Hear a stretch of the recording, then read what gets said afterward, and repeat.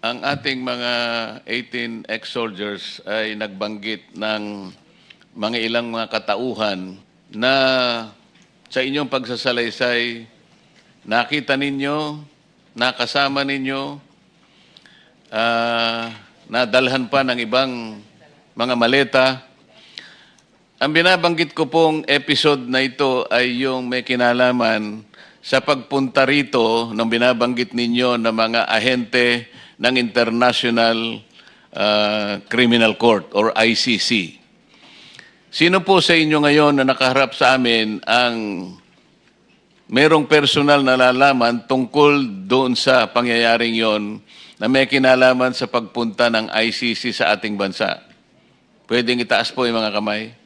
So, kung sino po yung unang gustong magsalita tungkol sa usaping ito ay malaya po kayo magpag-umpisa. Banggitin lamang ninyo ang inyong pangalan. Your Honor, ako po ulit si Rosebert Topan. December po 2023, unang dumating po ang unang pagkakaalam po namin is bisita po ni Boss Elizalde ko. Sino po? Ang pagkakaalam po namin, sabi po ni Mark Tiksay po sa amin, may bisita pong paparating si Boss ng mga foreigner. Which later on po nalaman namin na mga investigator po ng ICC. Paano po ninyo nalaman na sila ay mga investigador na galing sa ICC? Your Honor, nakita po namin sa TV po, sa yung si Chantal Daniels nag-appear po doon sa TV po. Then siya po yung napicturean ko na ini-escortan po namin dito po. Sino po ang nagbigay sa inyo ng tungkulin na asistihan ninyo yung mga ICC investigators? Paano po nagsimula ang inyong paglilingkod sa kanila? December 2023 po, Your Honor, dumating po sila dito. Then bumuo po ng team, foreigner duty detail po ang team leader namin. Yun po. Then sinundo namin sa airport po, then dinala namin sa Setadines, Makati, yung unang accommodation po nila. Paano po ang coordination ninyo? Kailangan ikwento po ninyo. Paano ninyo sinusundo? Sino ang nagbibigay sa inyo ng utos? Paano saan nyo sila dadalhin? Saang lugar po nyo dinadala? Kung ano po yung nakasulat dito, banggitin po ninyo for the record. All the time naman po, kasama namin si Mark Tiksay po. Siya po ang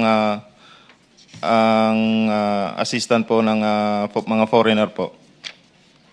Then, yung team leader namin po, ang sinasabihan niya kung mayroong mga lakad, then kami po ang nagpo-provide ng security po sa kanila.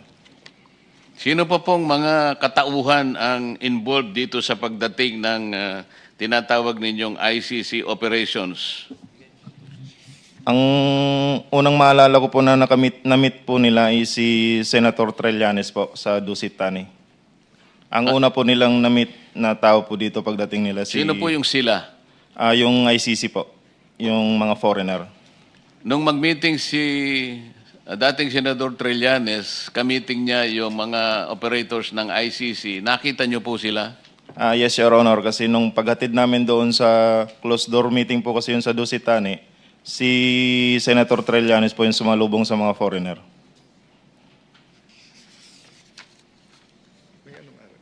Sir President, if we can get the date later on and then request from that hotel their CCTV footages. So, as Senator Lacson always says, dapat sundan yung ebidensya.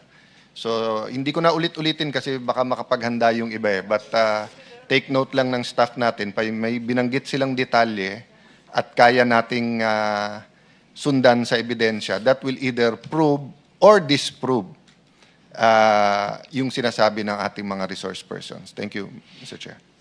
Salamat po. Meron kayong binabanggit sa parte ng inyong sworn statement na meron pang kinalaman hindi lamang si dating Senador Trillanes, kasama pa rin si dating Congressman Saldico at si dating Speaker Martin Romualdez. At meron kayong lugar na binabanggit kung saan sila nagkikita. Pwede ba ninyong ikwento ito? Pagkatapos po noon, nakamiting po ng mga foreigner po sa Dusitani si Senator Trillanes. Mga ilang araw po, na-meet din po ng mga foreigner, sina dating Speaker po Romualdez, si Boss El Saldico, sa townhouse po. Then kasama rin po si Senator Trillanes doon. Unit 9, townhouse sa may Makidli po. Dito sa parte ng inyong salaysay ay dinetalye pa ninyo yung inyong daily routine detail. Hindi lamang bilang driver, merong security, meron kayong team leader.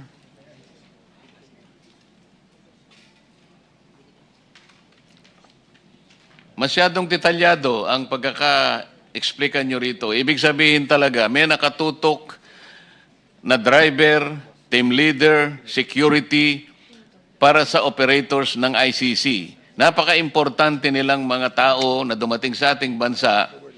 Alam ba ninyo kung ano ang pakay nila? Meron bang nagbanggit sa inyo kung bakit ganun na lamang ang pagpapalaga at ang importansyang ibinigay ni Senador Trillanes, ni Saldico at saka ni former Speaker Martin Romualdez? Nung una po, wala po kaming idea na... Pagkaraan, may idea ka na. Yes po, basta ang sinabi lang sa akin noon, sir, mag-provide kami ng security kasi bisita po ito ni Boss Saldico. Meron kayong binanggit na maleta patungkol dito sa operations ng ICC. Ikwento ninyo kung paano nag-operate ang maleta dito sa mga tauhan ng ICC na nagpunta sa ating bansa. Your Honor, ako po si Bernard Tube. From Horizon po, nag-advise po si Boss, magpapalit kami ng piso to dollar na 2 maleta. Doon sa Makati po. Bibili kayo ng US dollar. Yes, Your Honor.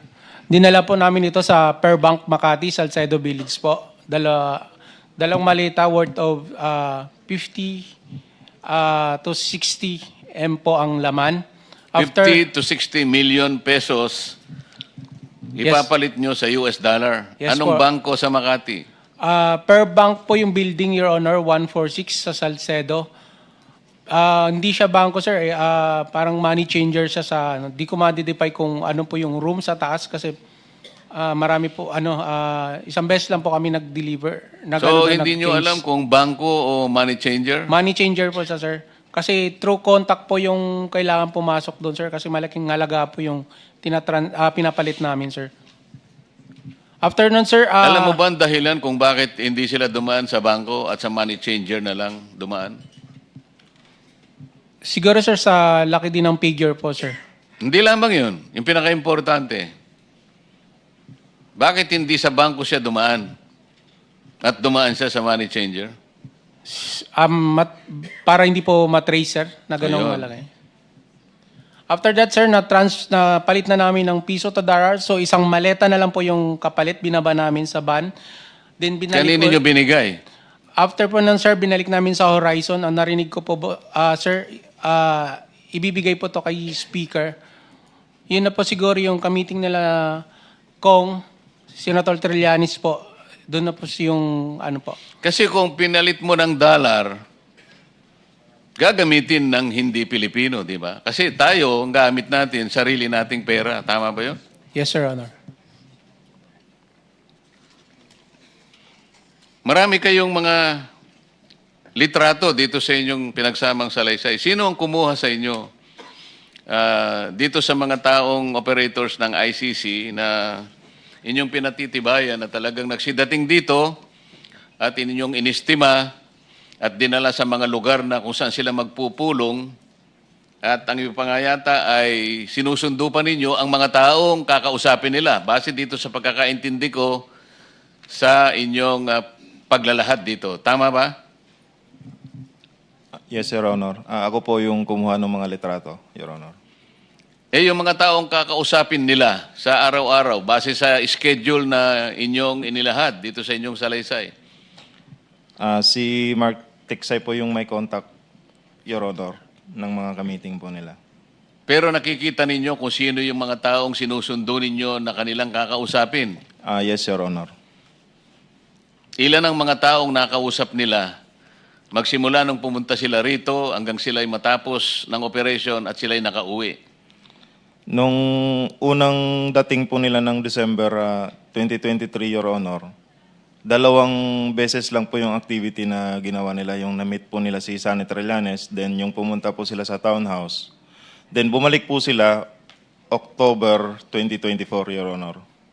Then doon na po namin nakita ang sunod-sunod po na activity namin doon sa Maidas kasi yun po ang ginawa nilang venue po ng investigation, Your Honor, ng mga foreigner. Nakita po namin doon ang mga witness po na kanilang ini-interview po. Magbigay po ako ng example, Your Honor. Katulad po ni Jed Mabilog po.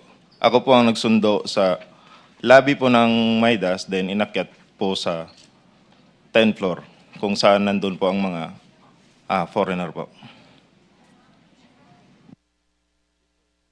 Salamat po sa inyong sagot. Balikan po natin sapagkat napaka-importante po ng ugnayan ng maleta mula sa kay Saldico hanggang sa mga bahay at lugar na pag-aari ni former Speaker Martin Romualdez. Gusto kong magsalita yung iba. Alam kong may kanya-kanya kayong